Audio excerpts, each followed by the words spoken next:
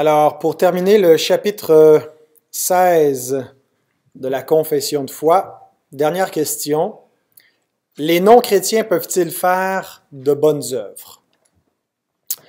Les non-chrétiens sont incapables de toute bonne œuvre selon Dieu, mais ils sont néanmoins tenus de s'efforcer de pratiquer le bien. C'est ce que nous allons voir en explicitant davantage cette réponse.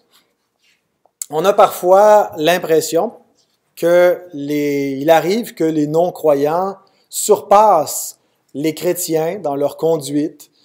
Et ce n'est pas toujours une impression, parfois c'est vrai, ils les surpassent par leur respect, leur intégrité, des fois leur sagesse. Et ça peut pratiquement nous donner l'impression que les bonnes œuvres sont à la portée de tous, avec un petit peu de bonne volonté. N'importe qui peut arriver à pratiquer les bonnes œuvres qu'on a décrites dans les dernières semaines en examinant tous les paragraphes contenus au chapitre 16. Mais les bonnes œuvres, on a vu, entre autres, qu'elles ne sont pas que simplement l'effet de la volonté, pas même de la volonté régénérée. Mais qu'en est-il donc des bonnes œuvres, s'il en est, des non-chrétiens? Est-ce que les non-chrétiens peuvent pratiquer des œuvres semblables? Quelles sont leurs valeurs aux yeux de Dieu? Alors, le paragraphe 7 répond à cette question-là. Il termine la présentation de la doctrine des bonnes œuvres en s'attardant aux œuvres des non-croyants. Alors, lisons le paragraphe 7. Les œuvres faites par des personnes non régénérées peuvent être, par leur contenu, des choses que Dieu commande et profitables pour ces personnes et pour d'autres. Cependant, parce qu'elles ne procèdent pas d'un cœur purifié par la foi et ne sont pas faites droitement selon la parole, ni pour la gloire de Dieu, elles sont pécheresses et ne peuvent plaire à Dieu, ni rendre quelqu'un apte à recevoir la grâce de Dieu. Cependant, les négliger est encore plus coupable et plus désagréable à Dieu. Alors la première chose qu'on voit dans ce paragraphe, c'est une concession qui est exprimée, qui nous dit que d'une certaine façon, les œuvres de bienfaisance, les bonnes actions des non-chrétiens peuvent être envisagées bonnes sous un certain angle.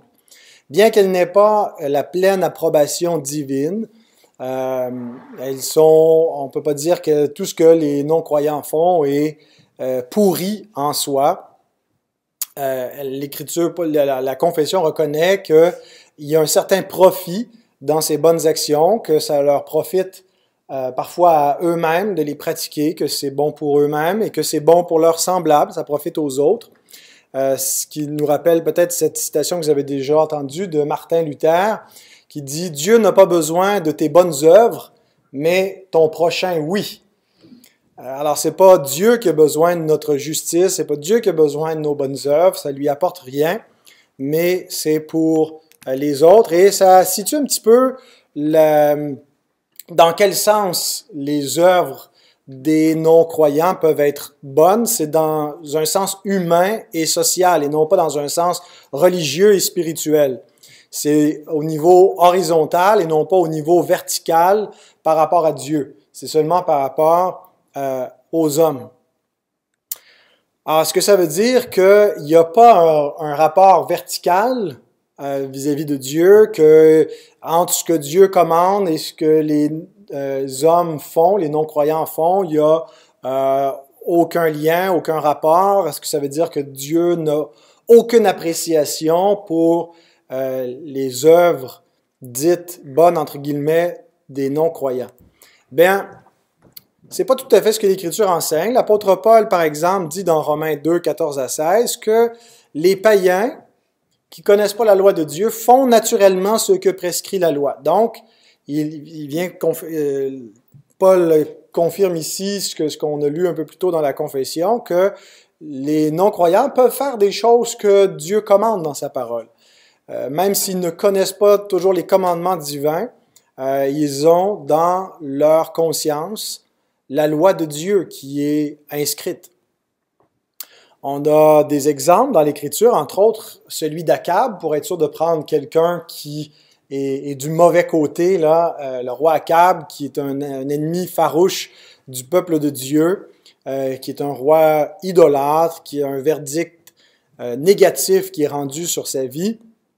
Eh bien, à un certain moment, quand il reçoit une parole de jugement de la part d'Élie, eh bien, il va se contrir vis-à-vis de cette parole, il s'humilie, il prend le sac, un vêtement de sac et la cendre et porte le deuil, s'humilie devant Dieu.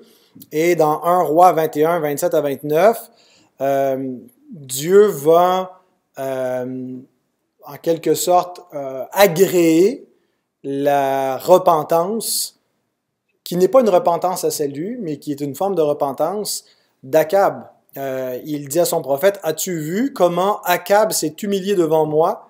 Parce qu'il s'est humilié devant moi, je ne ferai pas venir le malheur pendant sa vie. Ce sera pendant la vie de son fils que je ferai venir le malheur sur sa maison. » Donc Dieu avait annoncé un jugement.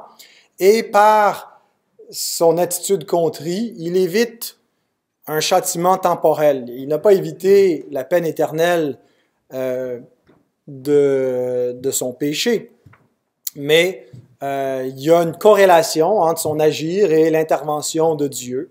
Et de la même façon, je pense qu'on peut voir Dieu qui intervient dans l'histoire des hommes, dans la vie, des gens qui ne sont pas dans une alliance de grâce avec lui, mais dont l'agir peut obtenir la faveur ou la défaveur de Dieu. On voit un autre exemple, celui de Jéhu, qui a été suscité par Dieu pour exécuter un jugement. Et Dieu émet en quelque sorte le même verdict positif. 2 Rois 10, 30 à 31, c'était celui justement de faire venir le jugement prononcé par Élie sur la maison d'Akab.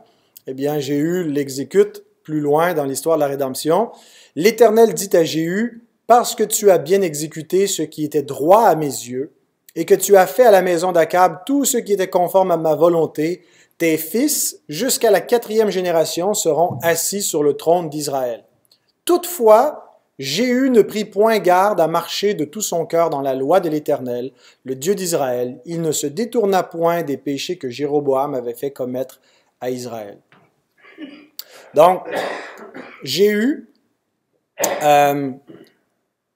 reçoit une approbation, même une récompense en quelque sorte pour son agir, où Dieu lui garantit que jusqu'à la 4e génération, ses fils vont siéger sur le trône d'Israël. Mais en même temps, il y a en anglais on dit un disclaimer, je ne sais pas comment le traduire là, où Dieu déclare qu'il n'est pas approuvé dans l'ensemble. Il a continué à marcher dans la voie de Jéroboam et de l'idolâtrie des rois d'Israël. Et donc, il est clairement identifié comme, non pas avec le reste fidèle, non pas avec les croyants, les élus, mais avec les rebelles, mais qui momentanément reçoit une approbation parce qu'il a exécuté la volonté de Dieu et même été récompensé pour cela. Donc, il y a un certain rapport entre les œuvres des croyants qui peuvent à certains moments faire ce que Dieu demande et être bénis pour cela ou parfois être châtiés quand ils désobéissent. C'est pas comme si Dieu simplement laissait aller les hommes et puis fait plus rien, ne s'occupe plus d'eux, n'intervient plus, il n'y a plus aucune relation ou corrélation entre leur agir et l'impact que ça peut avoir et l'intervention de Dieu dans sa providence. Il y a un rapport entre les deux. Ceci étant dit, une fois que la concession est faite, qu'il peut y avoir du bien, que les hommes peuvent faire jusqu'à un certain point, il y a 3 objections que la confession de foi met de l'avant pour expliquer pourquoi les œuvres des hommes ne peuvent pas être appelées bonnes au sens des bonnes œuvres des croyants. Elles ne sont pas bonnes dans le même sens, elles ne sont pas spirituellement bonnes. Elles demeurent des œuvres mortes. Quand l'Écriture utilise l'expression des œuvres mortes, elle ne veut pas seulement parler des œuvres de péché, les œuvres qui sont négativement mauvaises, mais aussi parfois des œuvres qui en apparence peuvent être bonnes, mais qui sont stériles, qui n'apporteront pas la vie parce qu'elles, pour les raisons qu'on va voir, mais donc des œuvres mortes qui n'atteignent pas le standard de la loi divine. c'est pas le rapport horizontal qui compte, ce que les hommes en pensent, puis l'acceptation ou l'acceptabilité sociale des œuvres qui en fait une œuvre bonne aux yeux de Dieu, c'est sa loi. La loi, c'est la règle de justice, c'est le standard parfait qui vient de Dieu pour déterminer si une chose est bonne ou mauvaise. Et aucune œuvre d'un non-croyant peut atteindre ce standard, elle demeure toujours une œuvre morte. Alors, les trois raisons concernent la source, la manière et le but des œuvres des non-croyants. D'abord, la source, la confession dit « parce qu'elle ne procède pas d'un cœur purifié par la foi ». Donc, leur source, le cœur de l'homme, qui est la source de toutes nos voies, garde ton cœur plus que toute autre chose, car de lui viennent les sources de la vie. Alors, la source des œuvres, d'où viennent les œuvres, d'où sortent les paroles, d'où sortent nos actions, ça vient du cœur. Bien, la source n'a pas été purifiée. Et l'apôtre Paul nous rappelle que les incrédules sont par conséquent incapables d'aucune bonne œuvre. Il nous donne la raison dans le même passage, c'est dans Tite 1,16 que je viens de citer, incapables de toute bonne œuvre. Mais au verset 15, il nous dit pourquoi ils sont incapables de toute bonne œuvre. Il commence par dire, par contraster avec les croyants, en disant « Tout est pur pour ceux qui sont purs, mais rien n'est pur pour ceux qui sont souillés et incrédules. » Tout est pur pour ceux qui sont purs. Ceux qui sont purs, c'est ceux qui ont été purifiés. Ce n'est pas ceux qui sont plus vertueux du point de vue humain, c'est qui est pur. Il y a rien de pur qui peut sortir d'une personne qui n'a pas été purifiée. Job rappelle dans un de ses discours que comment d'un être souillé sortira-t-il un homme pur? Il n'en peut sortir aucun. Alors, c'est vrai de la génération naturelle, mais c'est vrai aussi de ce qu'on génère dans nos vies comme action, comme œuvre d'une personne qui n'a pas été purifiée. Il ne peut pas venir des actions qui sont pures. Seule la foi purifie le cœur d'où procèdent les œuvres. Acte 15, 9 nous dit que c'est par la foi que Dieu purifie les cœurs. Alors, si notre cœur n'a pas été purifié par la foi, ben, tout ce qui en sort n'a pas l'approbation divine. On est rappelé donc en ce sens-là que sans la foi, il est impossible de plaire à Dieu, de lui être agréable. Hébreux 11.6 nous dit ça textuellement. Ça inclut non seulement nos personnes, mais nos actions. Sans la foi, il est impossible que nos œuvres reçoivent la caution divine. Ce n'est que par la foi que les œuvres sont agréables. Hébreux 11.6. Mais juste avant, il nous a donné les exemples de cela en rappelant l'histoire d'Abel et de Caïn. C'est par la foi qu'Abel offrit à Dieu un sacrifice plus excellent que celui de Caïn. C'est par elle qu'il fut déclaré juste, Dieu approuvant ses offrandes. Dieu n'a pas approuvé les offrandes de Caïn, Dieu a approuvé les offrandes d'Abel, et l'auteur de l'Épître aux Hébreux nous dit pourquoi. C'est par la foi que l'offrande d'Abel était supérieure à l'offrande de Caïn. C'est pas en examinant les offrandes elles-mêmes, c'est pas dans l'œuvre qui était faite. Parfois, Dieu demandait pas toujours des sacrifices sanglants, mais agréait des offrandes qui venaient, des offrandes de farine, de fleurs de farine, de produits qui avaient poussé, comme Caïn était jardinier, Abel qui avait amené un agneau. Certains vont voir parce que c'était un sacrifice sanglant, puis il y a la typologie de l'agneau de Dieu. Certainement qu'il y a une typologie qui est là, mais la raison qui est donnée, c'est pas dans la comparaison entre les types d'œuvres. Une œuvre pour une œuvre, c'est deux pécheurs, leur œuvre, il n'y en a pas une qui, d'un point de vue simplement de l'œuvre en elle-même, qui est supérieure à l'autre. C'est la foi qui fait la différence. Abel est un croyant, Caïn est un incrédule. Abel espère la réalisation de la promesse qui a été faite à ses parents, que Dieu enverrait un libérateur pour écraser la tête du serpent, croit déjà par avance dans le Christ, et par la foi, donc, est déclaré juste par Dieu, et ses œuvres sont agréées de Dieu, et son offrande est agréée de Dieu, et Dieu ne porte pas un regard favorable sur l'offrande de Caïn. Et il demeure donc dans son péché, ses œuvres sont mauvaises, et il conçoit de la haine vis-à-vis de son frère. Qu'est-ce qui fait la différence entre les deux? Ben, c'est la foi, la source. d'où procèdent les œuvres. Ça, c'est la première raison. Donc, pourquoi est-ce que les œuvres des non-croyants ne reçoivent pas l'approbation divine? Parce qu'elles ne procèdent pas d'un cœur purifié par la foi. La deuxième raison, c'est la manière. Après la source, la manière. Elles ne sont pas faites droitement selon la parole, qu'on lit dans la 1689. Par exemple, en principe, les gens du monde qui élèvent leurs enfants du mieux qu'ils peuvent, ils font le bien. Le principe d'élever des enfants est bien, et c'est un principe divin, c'est Dieu qui le veut. Mais parce qu'ils sont du monde et qu'ils ne connaissent pas la parole de Dieu, ben, ils n'élèvent pas leurs enfants selon les principes de la parole de Dieu. Ils n'élèvent pas leurs enfants dans le Seigneur. Ils n'élèvent pas leurs enfants en suivant les ordonnances de Dieu.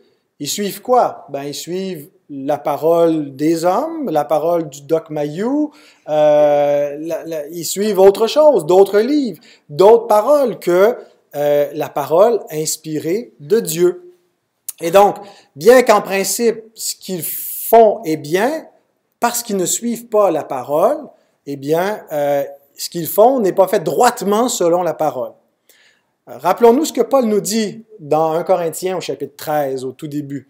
Il nous dit qu'on peut pratiquer les plus grandes œuvres qui soient, hein, jusqu'à donner notre corps pour être brûlé, martyr pour les autres, mais il dit que si nos œuvres n'ont pas l'amour, ne sont pas mues par la charité chrétienne, eh bien, elles sont vaines, elles ne servent à rien.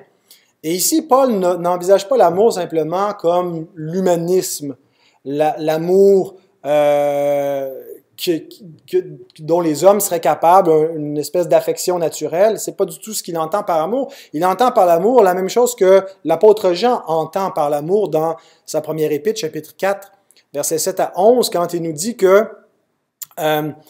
Dieu est amour et que seuls ceux qui ont connu l'amour de Dieu en son Fils, dans ce qu'il a donné son Fils pour expier nos péchés, finalement, qui ont connu l'amour de Dieu dans l'Évangile, connaissent véritablement l'amour et peuvent reproduire cet amour-là. Alors, on ne peut pas pratiquer l'amour chrétien de 1 Corinthiens 13 en dehors de l'Évangile. Paul ne parle pas ici simplement d'un humanisme général qui ne serait pas régénéré, qui serait accessible à tout le monde, mais il parle de l'amour qui est une œuvre de l'Esprit qui vient avec la prédication de l'Évangile lorsque les cœurs sont régénérés et qu'on peut pratiquer. Et puis il dit autrement, nos plus grandes œuvres valent rien. C'est comme un airain qui résonne. Il leur manque la caractéristique essentielle d'être régénéré et de procéder d'un cœur renouvelé dans l'amour de Dieu, qui a connu l'amour et qui reproduit l'amour. Et donc, il n'y a pas de bonnes œuvres sans la connaissance de l'Évangile. Et la troisième raison, après la source, la manière, c'est le but. Elles ne sont pas faites pour la gloire de Dieu. Jésus, dans l'Évangile de Jean, met de l'avant deux gloires rivales et on va soit chercher une ou l'autre par nécessité, la gloire de Dieu ou la gloire des hommes.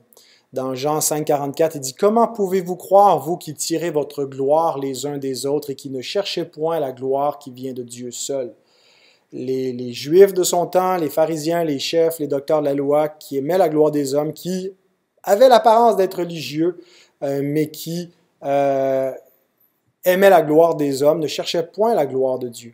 Et il répète dans Jean 12, 43, « Ils aimèrent la gloire des hommes plus que la gloire de Dieu. » Ils ne voulaient pas s'identifier à Christ parce qu'il y avait une opprobre associée au nom de Christ, un rejet. Ils ne voulaient pas être chassés des synagogues. Ils aimèrent la gloire des hommes plus que la gloire de Dieu. Et en fait, ce qu'on voit dans l'exemple de ces hommes, c'est la caractéristique fondamentale de tout homme. C'est qu'à moins d'avoir eu un changement de cœur, notre cœur est soucieux de soi-même, vit pour soi-même et non pas pour Dieu.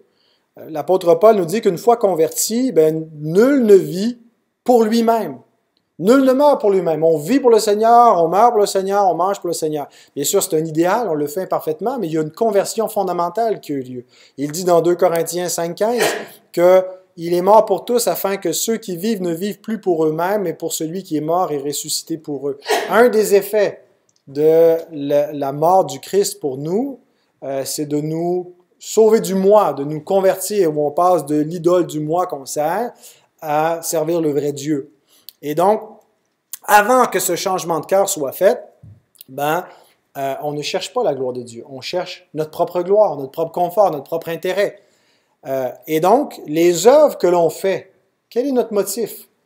Quand on fait le bien et qu'on ne connaît pas Dieu, qu'est-ce qu'on vise? Notre avancement personnel, la reconnaissance des hommes, et peu importe, on ne vise pas la gloire de Dieu.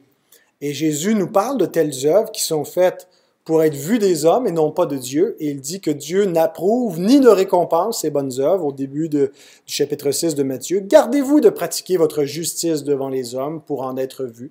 Autrement, vous n'aurez point de récompense auprès de votre Père qui est dans les cieux. Donc, lorsque tu fais l'aumône, ne sonne pas de la trompette devant toi comme font les hypocrites dans les synagogues et dans les rues, afin d'être glorifiés par les hommes. Je vous le dis en vérité, ils ont leur récompense. Il y a deux niveaux.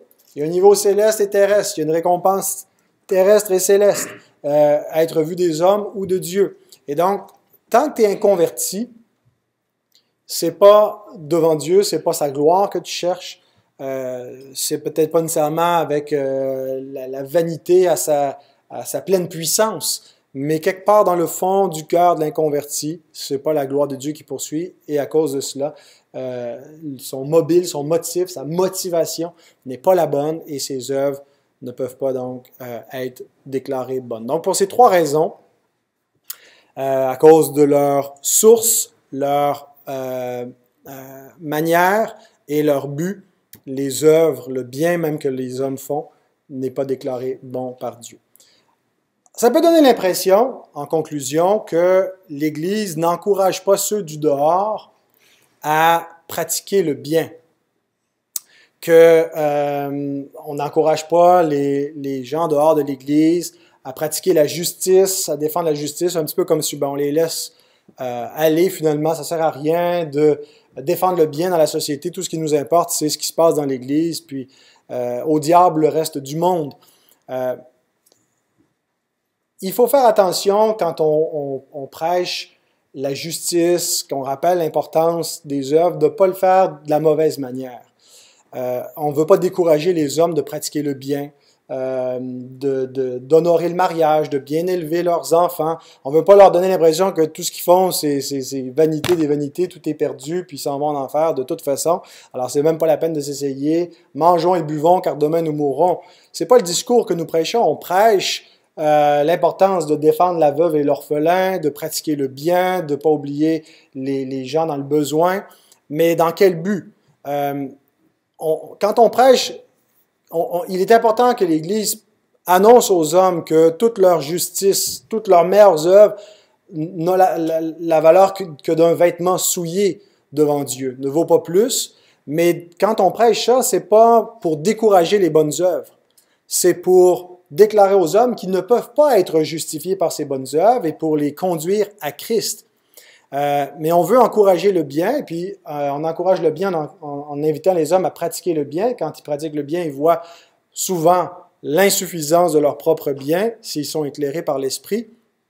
Mais j'aime comment la confession conclut en disant que ne pas pratiquer ces choses-là est encore plus coupable et plus désagréable à Dieu que, je veux dire, même ces bonnes œuvres entachées de péché sont en quelque sorte désagréables à Dieu comme un vêtement souillé. Mais le contraire de ces bonnes œuvres, les mauvaises œuvres des hommes et négliger la pratique de ces bonnes œuvres, c'est encore pire. Et ça va encourir un jugement pire. Donc, il faut encourager les hommes à faire le bien parce qu'il est bien de faire le bien, il est bien de faire le bien pour leur prochain. Et il est même bien de faire le bien envers Dieu d'une certaine façon, c'est-à-dire, est-ce qu'on devrait encourager, par exemple, les non-croyants à prier, à venir à l'Église, Est-ce qu'il est bon, est-ce qu'il est bien pour eux qu'ils viennent à l'Église alors qu'ils ne connaissent pas Dieu, qu'ils n'ont pas les bonnes raisons, ou on les abandonne? Est-ce qu'on les encourage à lire la parole alors qu'ils ne la comprennent pas, qu'ils cherchent à la mettre en pratique sans même avoir saisi ce qu'est le message fondamental de la parole? Je pense qu'on doit les encourager à tout cela, sachant que dans la pratique de ces bonnes œuvres, bien certains vont trouver Dieu. C'est un petit peu ce que Daniel prêchait au roi Nabuchodonosor pendant l'exil, dans Daniel 4, 27, quand il lui annonce le sens de son rêve qu'il a fait. Il lui dit, « C'est pourquoi, ô roi, puisse mon conseil te plaire. Mets un terme à tes péchés en pratiquant la justice et à tes iniquités, en usant de compassion envers les malheureux, et ton bonheur pourra se prolonger. » Autrement dit, il invite en quelque sorte à la repentance. Et la repentance, c'est pas juste de cesser de pratiquer le mal, c'est de se mettre à pratiquer le bien. Et c'est en faisant tout cela que les pécheurs voient aussi la laideur de leur cœur, leur difficulté à vraiment faire un vrai bien pur, en fait l'impossibilité à le réaliser, et dans l'espoir qu'en les invitant, en redressant les adversaires de l'Évangile avec douceur, Dieu leur donnera la grâce pour qu'ils se dégagent des pièges du diable en revenant à leur bon sens, en connaissant la grâce de Dieu au travers de cela. Alors on ne décourage pas les bonnes œuvres, au contraire, on les encourage fortement.